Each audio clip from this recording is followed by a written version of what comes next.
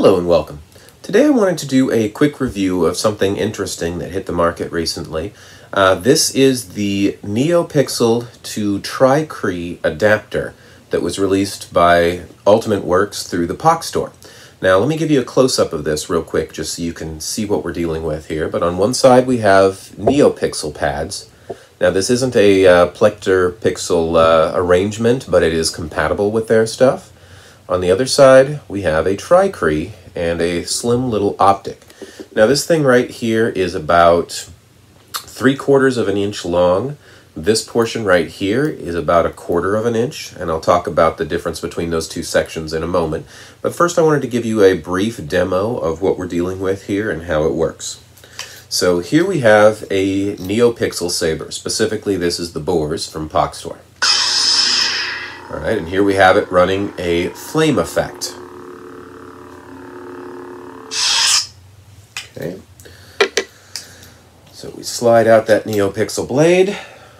This Neopixel blade, by the way, is one of the ones from Bendu Armory, but you can see how the Plector Pixel arrangement looks a little bit different there.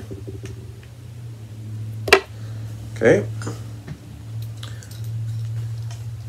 Now we'll take that, put this right in there, put in a standard blade,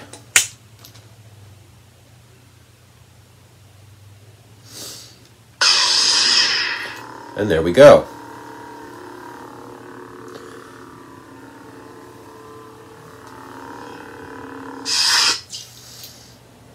Okay. And these blades I'm using are heavy grade dueling blades, ultra edge, so they're that sort of frosted white, and those were both from Bendu Armory. So the blade stock on those was the same blade stock, just in a Neopixel arrangement versus an empty Tri CREE arrangement. Alright, so you can see what that does pretty well. So let me talk about this in terms of how it works. One of the interesting things about Neopixel is Neopixel has the ability to do tons of different cool animations and stuff like that.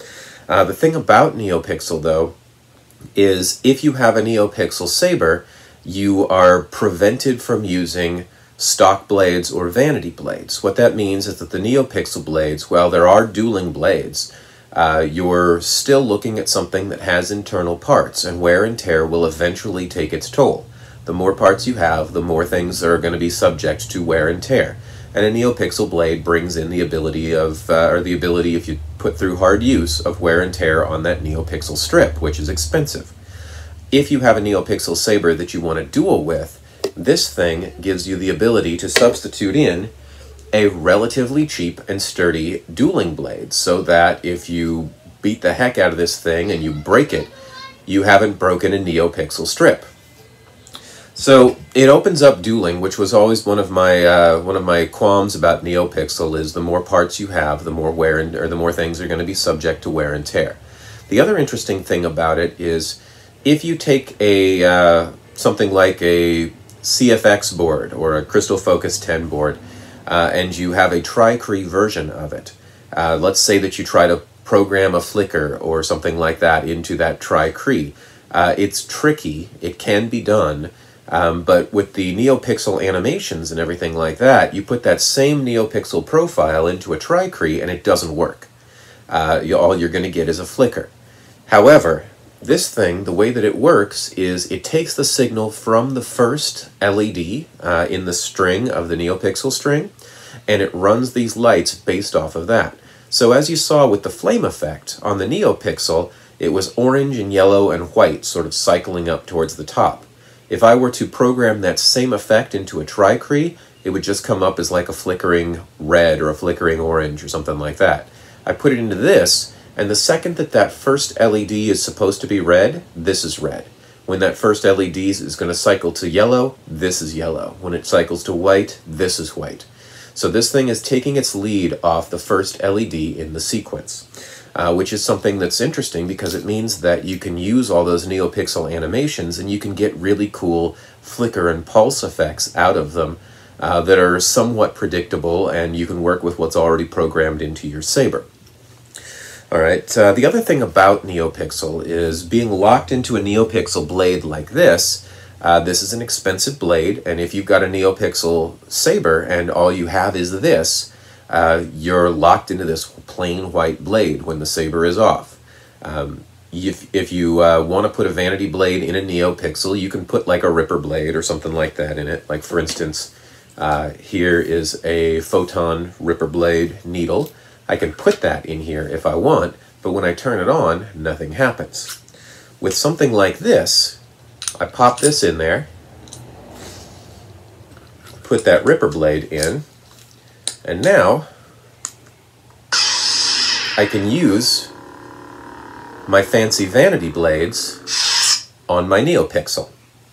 All right, just to show you a little bit about that first lead pixel, let me cycle to a rainbow setting real quick here.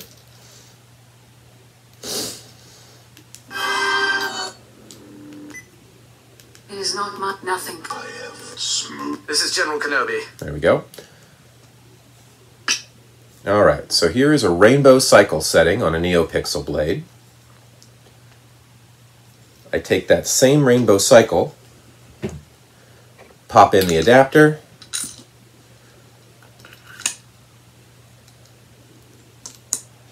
so presumptuous, and it's cycling rainbow between red, green, and blue. Whatever was going to be that first LED in sequence. So this is a cool little device. Some of the things that people worry about with this that I wanted to address. Space within your blade socket. So I said that this thing takes up 3/4 of an inch. POC sent this out with a little instruction thing. They want you to take a thin grade or a mid-grade blade, take the diffusion film out, and put this thing inside the blade. If you look, there's threads right through here. You're supposed to inset this into a blade and screw it in so that it's only adding this 1/4 of an inch to your blade socket. Now that's fine if you're working with a standard mid-grade blade, but why would you be working with a standard mid-grade blade? The whole idea of doing this is so that you can pop in a dueling blade or pop in a vanity blade. All right, so I found that to be kind of a null feature, so I've accepted that it's going to take up 3/4 of an inch of blade socket. The thing about it is, though, it doesn't have to go into a blade. If I've got a dueling blade like this, it runs up against it right here. There's no way this is going in there. And since this, the bottom part is the same width as the socket, I don't have to worry about it wibbling or wobbling around. I just put it in there, it takes up that much blade depth, and presses down the pins and does what it does. So things that people have worried about, the blade depth, or the socket depth. Yes, it's going to take 3/4 of an inch of socket depth, or 1/4 of an inch if you're doing it through a mid-grade blade, but again, why? Most sabers have that to spare. Some sabers, like specifically a Vader's Vault, might not have that to spare, might have a really shallow blade socket. So if that's the case, this isn't going to work for you. Other things that people have talked about with this are heat.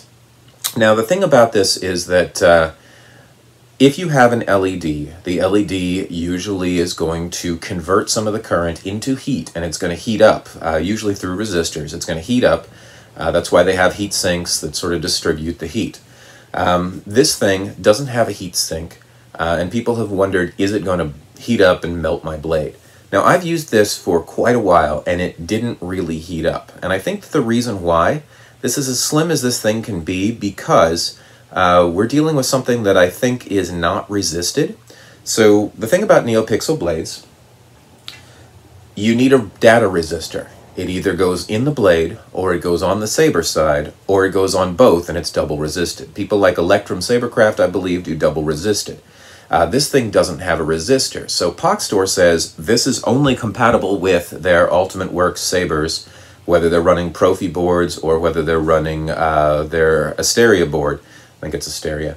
But they don't recommend it with other boards. And I think that's because they're resisting saber side and this isn't resisted. If you have this on a saber that isn't, or on a Neopixel setup that isn't resisted, let me show you what happens. All right, so here I have a Bendu Armory Neopixel setup. You can see it in there. I don't know. Oh, there we go. You can see the pins. Okay, standard pin setup. And with a Neopixel.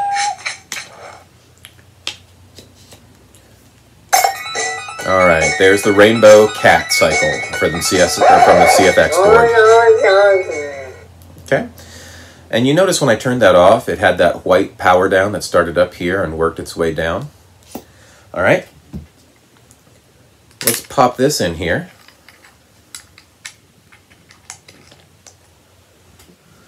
Pop a blade in.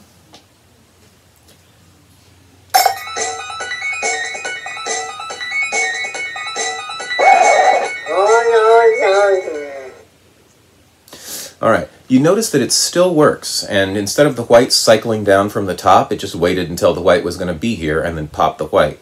And it was cycling between red, green, and blue again. So it works, but it's sketchy to the point that I don't recommend it, because let me show you, the saber is off right now. When it makes contact with those pins, there's some kind of current going through here. Now that doesn't happen with sabers that are resisted on the saber side, but there's some kind of current going through here that's lighting up some of the LEDs even when the saber is powered off. So that makes me think that if you used this for any duration of time on a saber that wasn't resisted saber side, you would stand a risk of blowing this thing out. So I wouldn't recommend it. Technically, it works. But if you pop it into a saber and it starts doing that little flicker thing, I would suggest not using it. But that's just me. I'm sure there's people out there who know more about the current on these things and exactly what's going on, as opposed to my sort of half-assed guess about what the flickering on the LEDs means. So, really cool little device. And like I said, this thing is a game changer in terms of Neopixel. I've had reservations about Neopixel. This technology right here removes those reservations. If I can use any blade that I want on a Neopixel saber and have it still light up, if I can use a fancy vanity blade, or pop in a dueling blade, or change the weight, or use weight or blades of different weight so that I can change the balance on my saber, and I can do it all through this, that is excellent. And that removes, like I said, a lot of my qualms about Neopixel. Now, POC Store offered these things and they sold out almost immediately.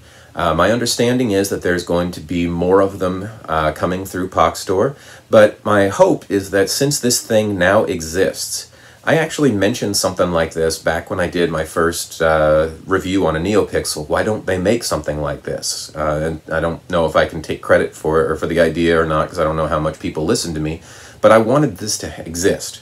Now it exists. My hope is that now that it exists, it's going to start to exist more. This is kind of an ingenious little design, and if this thing, or the way that this thing works, I'm hoping that we see more of these coming to the market. In the meantime, you got to catch the runs when they've got them through, it sounds really bad. You have to catch the limited run of these things when it happens through POC Store, if it happens again. My understanding is also that you can get them from Ultimate Works, but that site is entirely in Chinese, so you have to be able to navigate it. But at any rate, this is the Tri CREE Neopixel adapter from POC Store. Awesome little gizmo, and the price on this is like $30 some odd, which if you just buy the if you buy an LED itself, you're going to be paying $20 just for a little LED itself. You then buy all the parts, you're spending easily that much. So this is a really good value, I think, at what they're asking for it. And it's an ingenious little piece of text that really sort of changes the game in terms of bringing the world of Tri CREE and the world of Neopixel together. All right, if this review's been of interest to you, join me back soon, and we're going to look at some more of those things that I just showed you a little bit, or that I've hinted at a little bit in this video. See you then.